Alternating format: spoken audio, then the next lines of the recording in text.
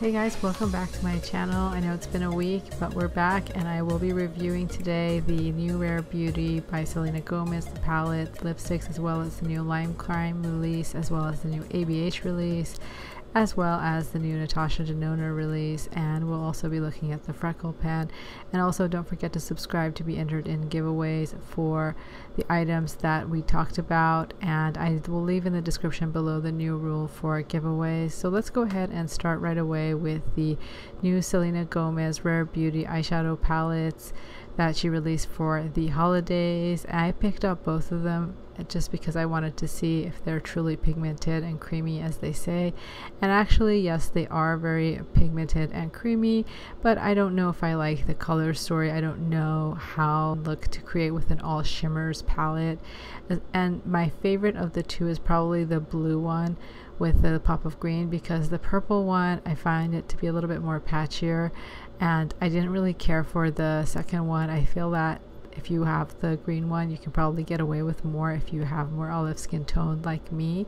And then I also picked up both of her little mini sets, and I found that yes, the formula is very creamy, but it's almost like very silicone-y, and it almost slips right off and doesn't dry right away, and you have to be very careful with using it. So it didn't blow me away, honestly. The formula is a little overrated and overhyped in my opinion, and of course my favorites were the blush in the color Joy, but the lipsticks were just terrible. So out of all my Rare Beauty purchase, Joy was the only one that I liked and I recommend, and nothing else. So let's move on to the Natasha Denona ZENDO palette. I talked about it in great detail in my previous video about how it's actually not like the Aries palette, and it's actually not like the retro palette, and it's a palette of its own. And yes, I decided to cave in and go ahead and buy that palette just for the sake of reviewing. And actually guys, I'm kind of disappointed, and I'll tell you why.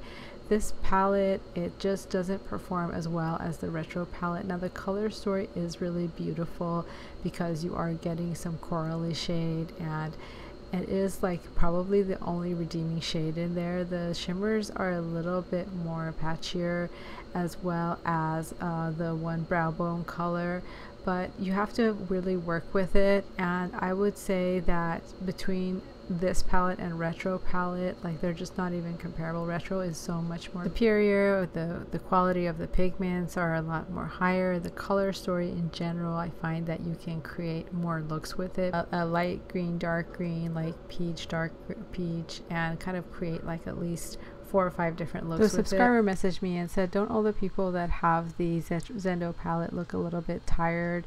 And I figured, you know what, maybe it's because everybody's kind of forced to only put the matte color in their crease, and I don't know if people are actually looking more tired or not, or if that's subjective, but you are kind of limited with this palette, whereas with the other one seems like a more overall thought out palette, and this seems like more of a last minute idea that she put together.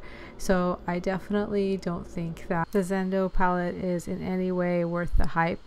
And of course, if I were to rank these palettes, I would probably put my retro palette first, and then I would probably go ahead and put my gold palette second.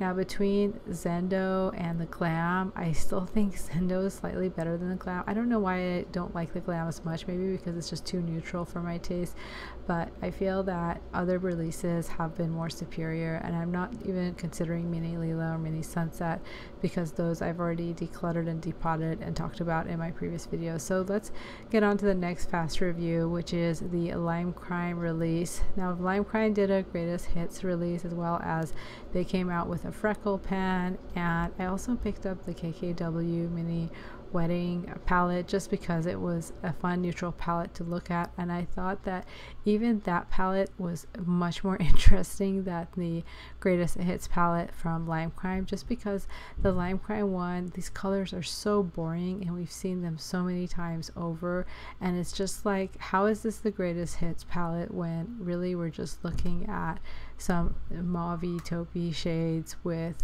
with like a touch of brown in there, and the colors are a little bit patchy, as you can see. So I just don't think that this is worth the money at all, and I don't know why they called it greatest hits, because I think it was a big miss, to be honest. Whereas the soft glam, even though I already owned the big soft glam from Anastasia Beverly Hills, I still just thought it would be a good idea to spend another $29 and get the mini soft glam, because you can still get more versatility with this palette. I mean, look, you have a black in there, you have a dusty rose, you have a few shimmers, so it's not just all mattes, whereas the greatest hits one was all mattes. Look at them side by side, it didn't have any shimmers in there.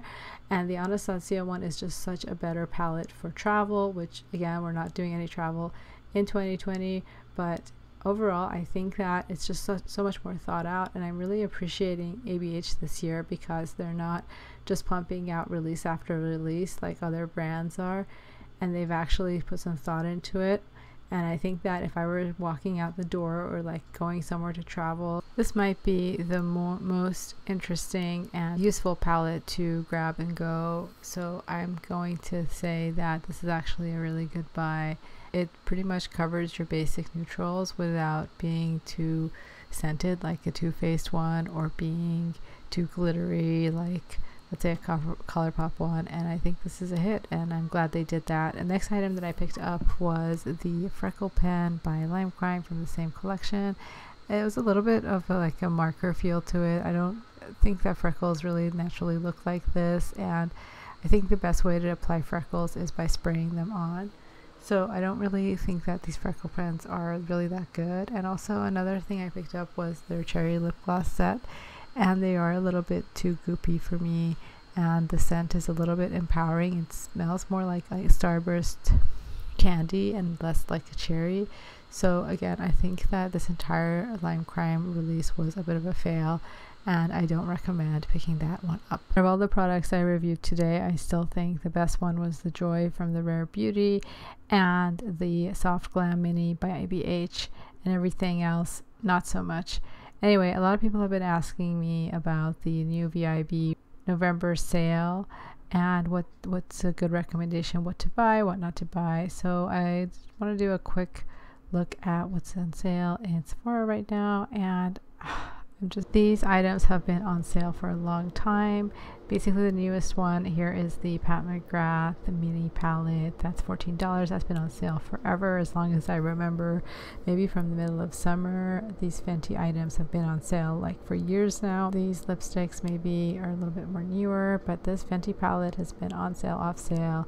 It's been like maybe 4 years. I think since it came out, it was on sale, and I have no interest to rebuy any of this. Especially not the lipsticks, definitely not the Farsali one, and really thinking what is really a good recommendation here from this sale, and I really don't think any of them. I have that Kat Von D liner. It's so bad, it's extremely hard to work with. I also have this Alchemist one. It takes up a lot of space. Let's see if there's anything else that's useful out here. I'm thinking maybe, let's go on to the next page. None of these have been here forever. Okay, this Sephora Pro palette. Okay, that palette might be worth it at $34. Well, actually with the 15% off VIB, because I actually showed this palette to you in one of my previous videos. It's actually not a bad palette, and it does have a good color story and a good color payoff. Let's see what else here might be worth it. I pretty much have most of these, and I can tell you there's a reason these are all on sale. It's because they're not really that good. The scrunchie I don't really care about. I just didn't even makeup.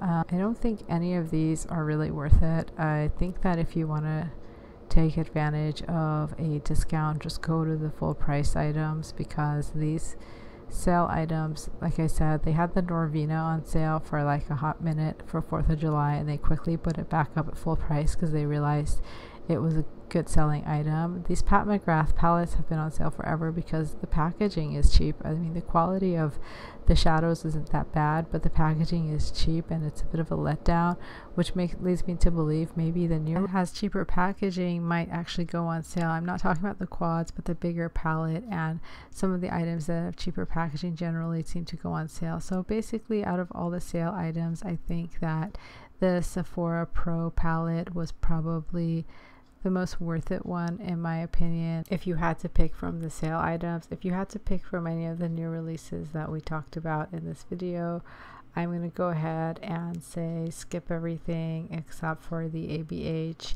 and maybe one of the minis from Selena Gomez. Everything else to me was kind of a pass. So as you guys know, if you're subscribed to my channel, there's still going to be giveaways. I'm just going to do it at every 1,000 mark. So I've listed in the description below how you can be entered, and let me know in the comment section below what you guys think. And as always, thank you so much for watching, and I will see you next time.